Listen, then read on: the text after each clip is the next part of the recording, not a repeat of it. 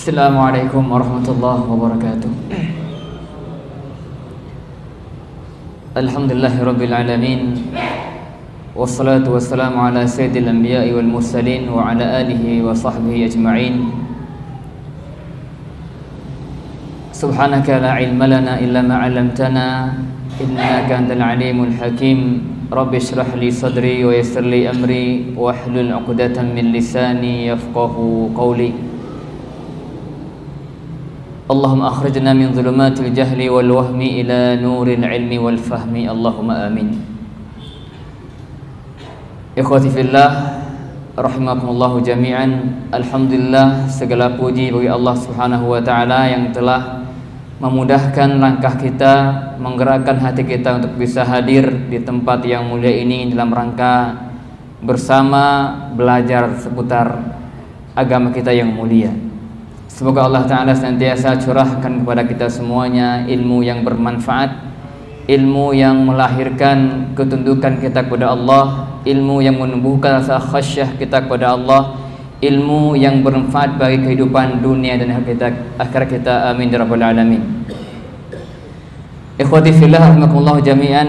Insyaallah pada pagi yang cerah ini kita akan bersama menyimak beberapa faidah dari beberapa ayat Al-Qur'anil Karim, yaitu di surat At-Taubah ayat 20 sampai 22. Allah Jalla wa Ala berfirman, ba'da a'udzu billahi minasyaitonir rajim, alladzina amanu wa hajaru wa jahadu fi sabilillah bi amwalihim wa anfusihim a'zamu darajatan 'indallah wa ulaika humul faizun. Yubashshiruhum rabbuhum bi rahmatin minhu wa ridwan wa jannatin lahum fiha na'imun muqim khalidina fiha abada innallaha 'indahu ajrun 'azim.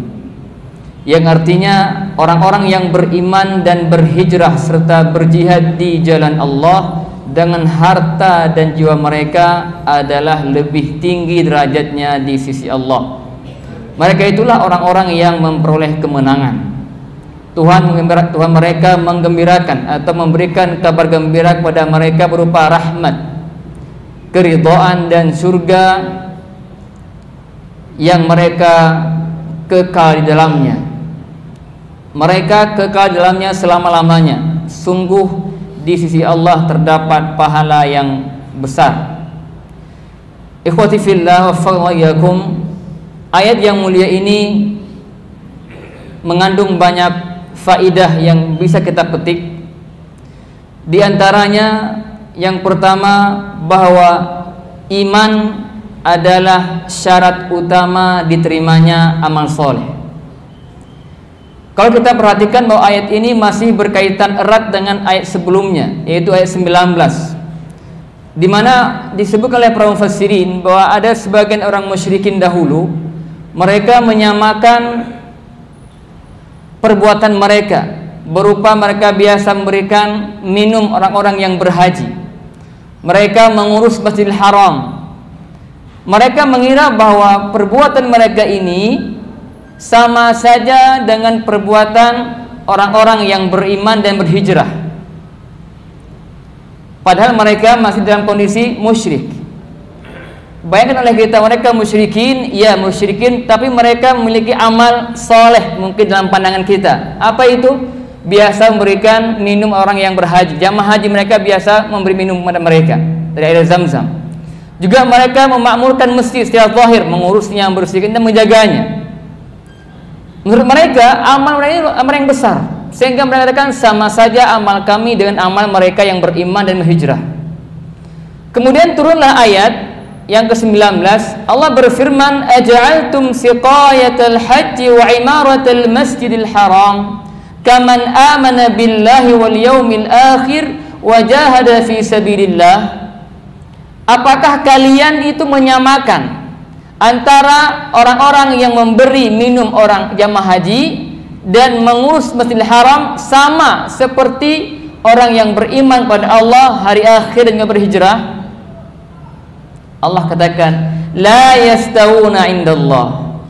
Tentu tidak pernah sama derajat mereka, amal mereka di sisi Allah. Kenapa?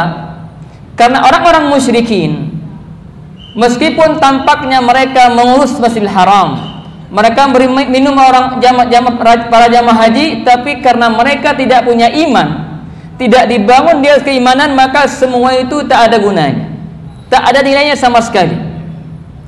Makanya kalau kita perhatikan banyak ayat yang memberikan penjelasan lebih gamblang bahwa amal-amal baik yang mereka kerjakan, atau orang-orang kafir, orang munafik, orang-orang musyrikin, itu tak ada nilainya sama sekali. Mau berapa banyak infak ataupun uang yang mereka berikan untuk orang-orang, membantu orang-orang yang melarat misalnya, sama sekali tidak bermanfaat untuk mereka, tidak diterima oleh Allah Ta'ala. Dimana?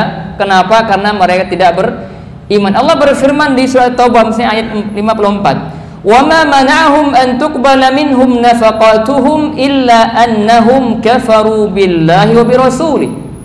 Dan yang menghalangi mereka diterima infak-infak mereka adalah karena mereka kafir, ingkar kepada Allah dan Rasulnya. Allah berfirman, man amila salihan min dzakarin aw untha wa huwa mu'min.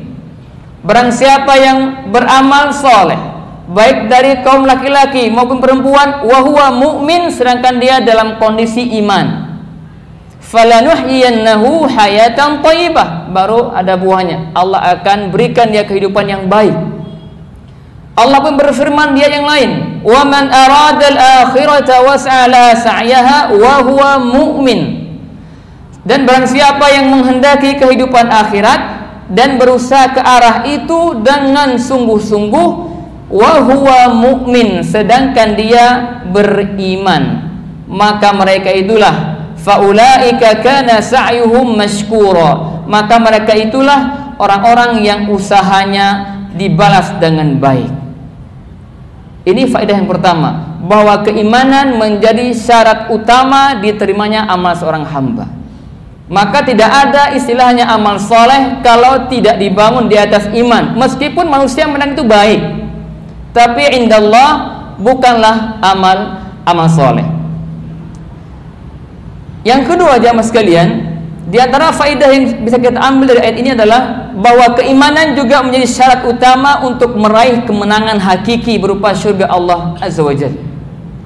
Karena al-fawz, kemenangan hakiki, al-fawzul azim, al-fawzul kabir, itu dimaknakan dengan makna al-jannah. Allah berfirman di akhir surah Ali Imran, faman zuhziya 'anil nar wa udkhilal jannah faqad faz. Barang siapa yang diselamatkan dari neraka dan dimasukkan ke surga, faqad faz, sungguh dia telah mendapatkan kemenangan. Jadi kemenangan hakiki, keberuntungan hakiki itu adalah ketika seorang masuk surga. Dan iman menjadi syarat utama mendapatkan kemenangan itu, mendapatkan surga.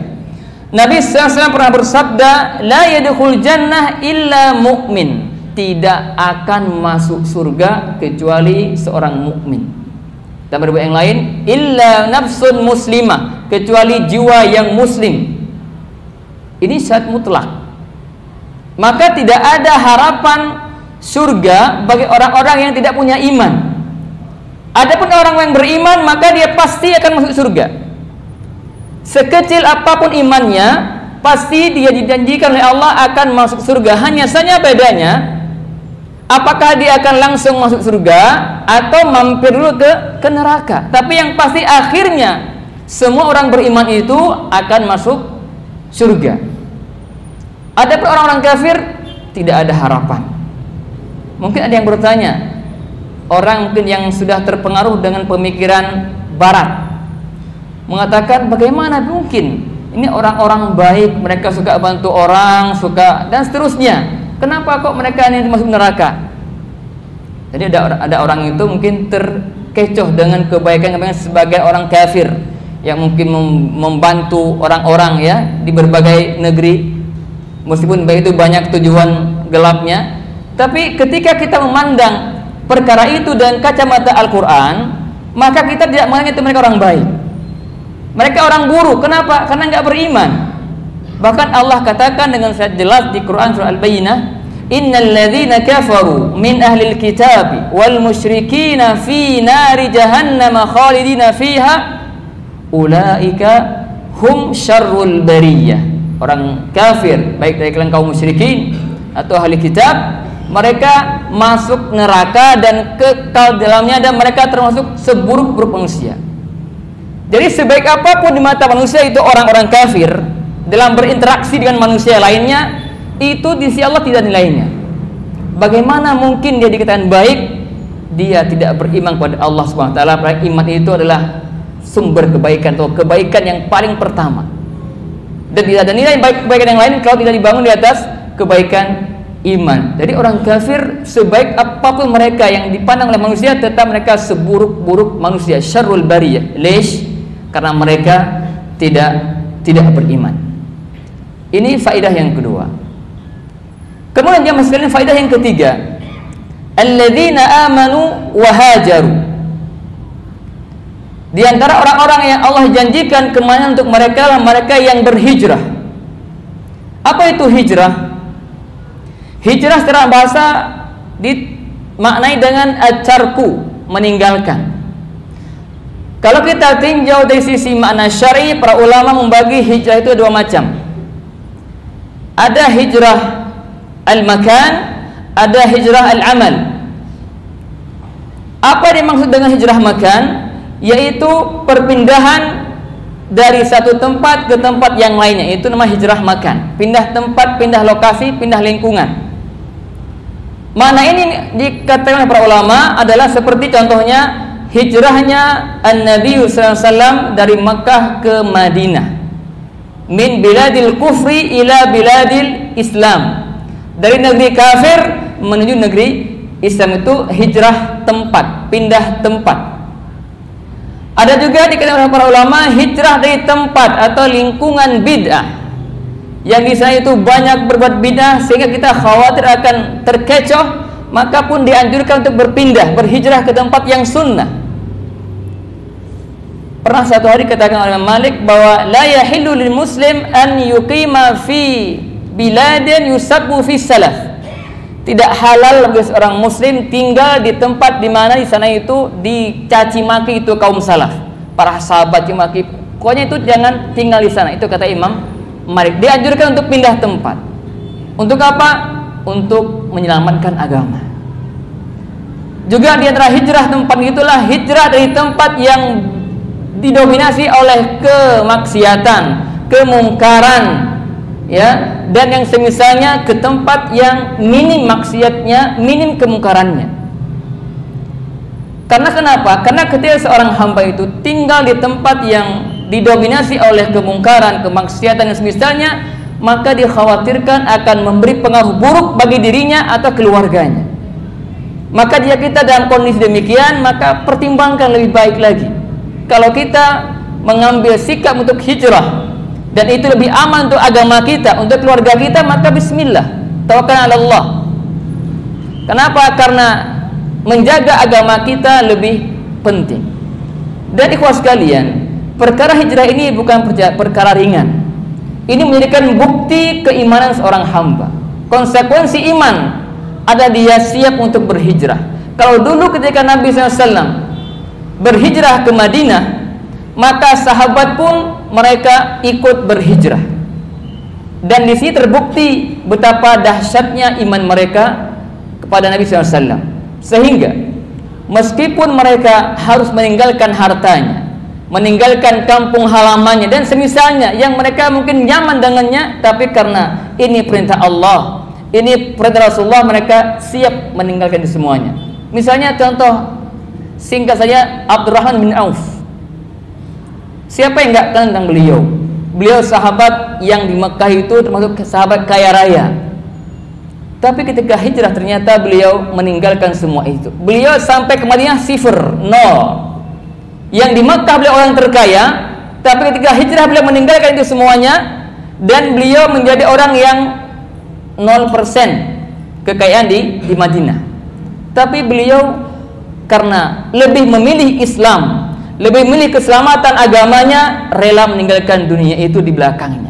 Meski beliau berusaha setelah itu menjadi orang terkaya juga di Madinah dengan kejeniusan beliau, kepintaran beliau dalam mengelola bisnis dan seterusnya. Ba'dallahi ta'ala beliau menjadi orang yang kaya. Ada lagi contoh yang lain, sahabat Suhaib Ar-Rumi. Juga dia termasuk orang kaya di Mekah. Tapi ketika perintah hijrah datang, beliau pun berangkat. Tapi ternyata ingat, jalan menuju hijrah itu enggak selamanya mulus. Beliau ini radhiyallahu anhu Suhaib Ar-Rumi, ketika beliau berangkat dari Makkah menuju Madinah, ternyata dibuntuti oleh beberapa orang kufar Quraisy. Untuk apa? Mau dihalang-halangi untuk dari hijrah.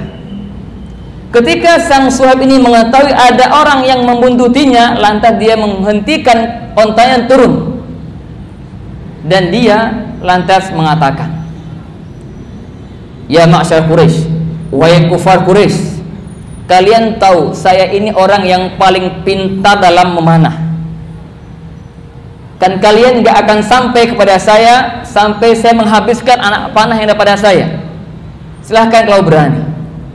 Atau atau saya tunjukkan harta saya di kota Makkah dan kalian biarkan aku pergi. Ini pilihannya. Mau membunuh saya, silahkan maju, tapi tunggu sampai habis dulunya panah yang saya punya. Atau pilihan kedua, saya akan tunjukkan harta saya di Makkah, kalian ambil silahkan, tapi biarkan saya pergi berhijrah ke Madinah." Dan mereka ternyata mereka memilih mendapatkan harta Suhaib, dan diberikan harta, ditunjukkan harta dia, dan Suhaib pun berangkat lanjut ke Madinah. Sampai di Madinah beliau cerita kepada Nabi SAW, Rasulullah, dan seterusnya sampai akhir beliau mengatakan, Nabi mengatakan, "Rabiha bai' Aba Yahya," kunyahnya Aba Yahya, "Rabiha bai' Aba Yahya," sungguh telah beruntung jual belinya Abu Yahya ini. Kenapa? Karena beliau menjual dirinya itu dengan harta. Jadi rela mengorbankan hartanya untuk selamatkan diri dan agamanya. Maka turunlah ayat, "Wa minan nasi may yashri nafsahu ibtigha'a mardatillah." Ada di antara manusia itu yang menjual dirinya untuk mengharap ridha Allah Subhanahu wa taala. Itu perjuangan hijrah ya para sahabat Nabi sallallahu alaihi wasallam.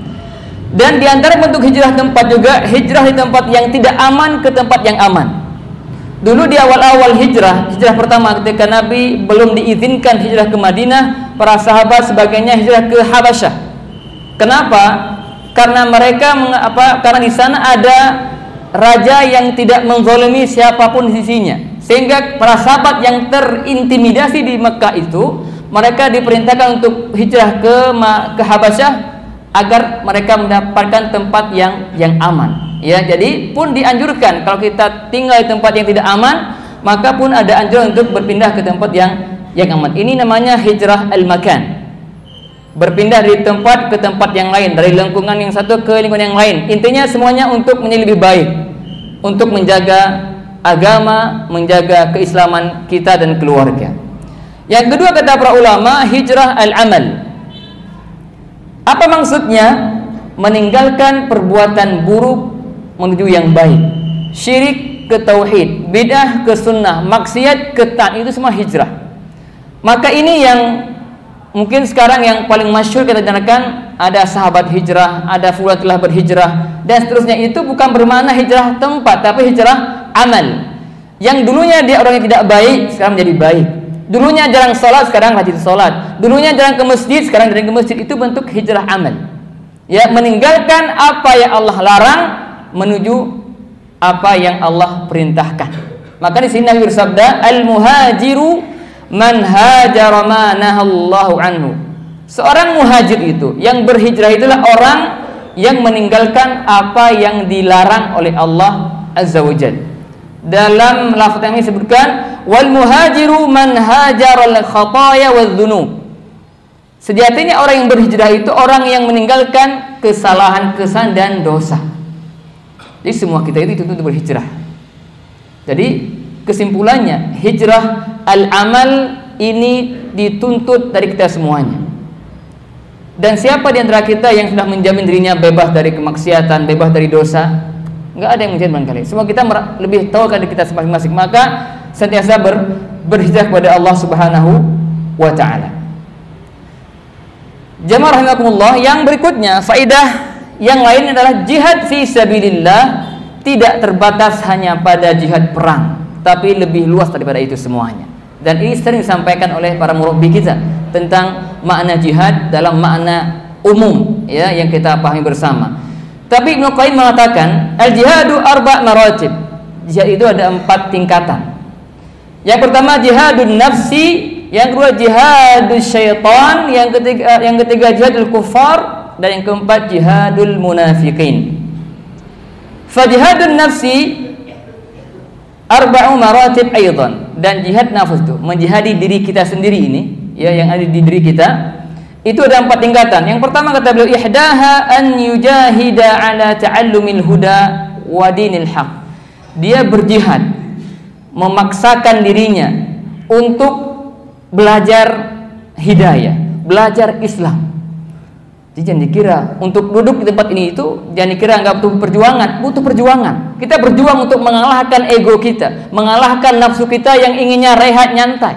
Butuh perjuangan. Jihadun nafsi yang pertama menjihad diri kita untuk belajar agama. Al-thaniyah ayujahidaha 'alal 'amal bihi ba'da ilmi. Yang kedua adalah menjihadi diri kita untuk beramal. Mengamalkan ilmu yang telah kita ketahui. Berapa banyak ilmu yang kita ketahui dan berapa banyak dari ilmu itu yang kita sudah amalkan.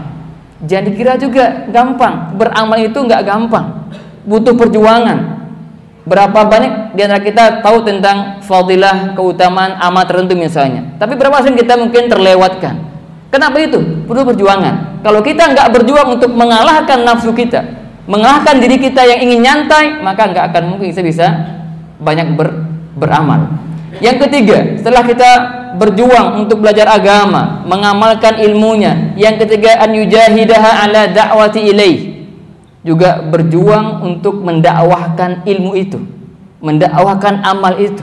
Ini pun butuh perjuangan ya dalam berdakwah. Yang ketiga adalah ayujahidaha ala sabri al-masyaq ad-da'wah ila Allah. Yang ketiga juga kita harus menjihadi diri kita untuk senantiasa sabar dalam menghadapi setiap cobaan dalam dakwah, setiap rintangan, gangguan dan itu harus kita sabar. Itu juga butuh perjuangan, butuh jihad. Dan selagi itu bukan hal yang gampang. Adapun jihadus syaitan, yang kedua jihadus syaitan, menjihadi syaitan dan ada 2 martabat, 2 tingkatan. Kata beliau yang pertama jihaduhu ala daf'i ma yulqi ilal abdi minasyubuhat wasyukuk al-qadiyah fil iman. Yang pertama menjihadi syaitan itu dengan cara yang pertama adalah menolak semua bisikan-bisikan syubhat dari syaitan yang menggerogoti iman kita. Banyak syubhat-syubhat yang dihembuskan oleh syaitan kepada hati-hati kita. Maka kita berjuang menjihadinya dengan cara menolak semua syubhat-syubhat itu yang akan mempengaruhi iman kita. Itu yang pertama. Yang kedua, jihadu ala daf'i ma yulqi ilaihi minal iradati al-fasidah wa syahwat. Jihad syaitan yang kedua menjihadinya untuk menolak apa-apa yang dihembuskan oleh syaitan berupa hawa nafsu, keinginan untuk berbuat kemaksiatan. Jika ada hembusan dari syaitan ke hati kita untuk bermaksiat, maka jihadi, tolak itu semuanya dengan maksimal. Itu jihad syaitan namanya. Menolak semua hembusan-hembusan syaitan, baik itu berupa syubhat maupun hawa nafsu yang melanggar, maka itu bagian dari jihad dalam Islam. Kemudian yang berikutnya jihadul kuffar wal munafiqin, yaitu dilakukan dengan 4 level. Pertama bil qalbi wal lisani wal mali wal nafsi. Menjihadi mereka itu dengan orang-orang kafir bil qalbi. Jihad mereka dengan hati itu artinya membenci kekafiran mereka, membenci kemunafikan mereka. Wabil lisan, mendakwahkan mereka dengan lisan, menyampaikan taujihat, arahan kepada mereka. Wal mal, menginfakkan harta dalam mendakwahkan mereka. Itu bagian dari dakwah kepada orang kafir dan munafikin. Wan nafs, dan dengan jiwa. Ketika emang saatnya perang, maka ini butuh jihad an-nafs, terutama ini untuk orang-orang kafir. Adapun orang-orang munafik, maka lebih khusus mereka itu jihad dengan al-lisan. Karena Nabi mengatakan, ya ayuhan nabiyyu jahidil kuffara wal munafiqin waghluz alaihim. Perintah untuk menjihadi orang kafir dan juga orang-orang munafikin. Jemaah sekalian, juga di antara jihad itulah jihad menumpaskan segala bentuk kezaliman dan kemungkaran yang ada. Itu pun bisa dengan bil lisan, bil qalbi, wa bil mal, dan bin nafsi juga bisa, tergantung kemampuan. Ya, kalau kita mampu merubah kemungkaran itu dengan tangan, lakukan itu. Kalau enggak dengan tangan, dengan lisan. Enggak mampu dengan lisan, dengan hati. Artinya setiap kita dituntut untuk berjihad dengan kemampuan kita masing-masing. Di mana bagian kita, maka ambil bagian itu, dan itu semuanya bentuk jihad kita pada Allah Subhanahu wa taala. Jemaah sekalian, di antara faidah yang lain juga yang bisa kita petik dari ayat-ayat ini adalah bahwa seseorang masuk surga bukan karena amalnya, tapi karena rahmat Allah Subhanahu wa taala. Saya ulangi, seseorang masuk surga bukan karena amalnya, tapi karena rahmat Allah Subhanahu wa ta'ala. Nabi pernah bersabda, fa innahu la yudkhilu ahadan al-jannata amaluhu. Sesungguhnya tidak ada seorang pun yang masuk surga karena amalnya. Para sahabat bertanya, wala anta ya Rasulullah? Tidak juga engkau ya Rasulullah? Qala wala ana, tidak juga saya. Illa an yataghammadanillahu bimaghfiratin wa rahmah, kecuali Allah mengampuni saya dan merahmati saya. Jadi kita harus tahu bahwa amal soleh yang kita kerjakan itu bukan tidak sebanding dengan surga yang kita dapatkan. Makanya kata para ulama, kalau kita baca ayat di Quran itu bima kuntum ta'malu, bima kuntum bima sabartum dan seterusnya, kalian dapat surga karena sabar kalian, disebabkan kesabaran kalian, disebabkan amal kalian, itu sebab semuanya. Tapi bukan harga surga, bukan. Karena amal kita sebanyak apapun itu tidak bisa sebanding dengan surga yang Allah berikan. Maka murni surga itu adalah karena rahmat Allah Subhanahu wa taala. Makanya kalau kita ingin rahmat Allah itu berarti beramal. Karena cara untuk menggapai rahmat Allah itu dengan beramal. Jangan pernah berpikir bermaksiat semaunya, nanti mengatakan Allah Maha Rahim, tapi amalnya enggak. Ini salah kaprah. Ini tertipu dengan rahmat Allah Subhanahu wa taala. Yang benar gimana? Yang benar simak firman Allah taala berikut ini, innal ladzina amanu wa hajaru wa jahadu fi sabilillah ulaika yarjuna rahmatallah. Sesungguhnya orang-orang beriman, berhijrah dan berjihad fi sabilillah, ulaika yarjuna rahmatallah. Mereka itulah sejatinya orang yang mengharap rahmat Allah. Jadi amal dulu baru rahmat Allah. Jangan nggak pernah beramal harap rahmat itu salah. Perhatikan para sahabat Nabi, mereka berjihad, beramal dan seterusnya. Mereka mengharap ulaika yarjuna rahmatallah. Jadi lagi bahwa amal kita tingkatkan. Iya, tapi ingat amal itu sebab mendapat rahmat Allah, yang kemudian rahmat Allah itulah yang akan memasukkan kita ke surga.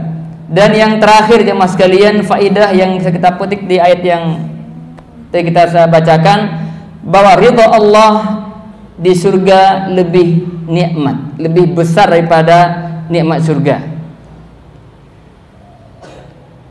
Kalau kita ditanya, mungkin akan mengatakan bahwa surga itu tempatnya nikmat, banyak buah-buahan, banyak macam-macam kenikmatan dunia mungkin fisik di sana itu banyak sekali. Tapi ternyata ada nikmat maknawi yang itu mengalahkan semua nikmat surga. Apa itu? Ridha Allah Subhanahu wa taala. Allah mengabarkan di surat Taubah juga di ayat 72, wa'adallahu al-mu'minina wal mu'minat jannatin tajri min tahtiha al-anharu khalidina fiha wa masakin thayyibatan fi jannati 'adn. Allah menjanjikan kepada orang-orang mukmin, laki-laki dan perempuan, akan mendapat surga yang mengalir di bawahnya sungai-sungai. Ini surga. Mereka kekal dalamnya dan mendapat tempat yang baik di surga Aden.